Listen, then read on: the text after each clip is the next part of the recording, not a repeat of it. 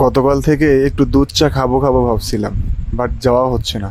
দোস্ত, চল যাই এখন, খুব খেতে মনে চাচ্ছে। এই ভরা সন্ধ্যায় যাবো চা খেতে? পাগল নাকি? বাইক ঘরে ঢুকিয়ে রাখছি, পারবো না এখন যেতে। আরে চল শালা, বিল আমি দিবনি, তুই শুধু বাইকটা নিয়ে আয়। আচ্ছা ঠিক আছে, যেহেতু বিল তুই দিবি তাহলে চল ঘুরে আসি। তাড়াতাড়ি আসবি, এমনিতেই সন্ধ্যা হয়ে গেছে, আস্তে আস্তে আবার বেশি রাত হয়ে যাবে।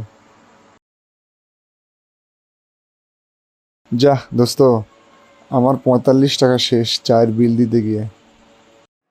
শালা পাগল, তুই 45 টাকার হিসাব করছিস?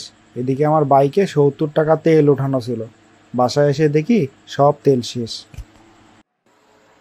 দোস্ত, 45 টাকার চা খেতে গেলাম 70 টাকার পেট্রোল পুড়িয়ে।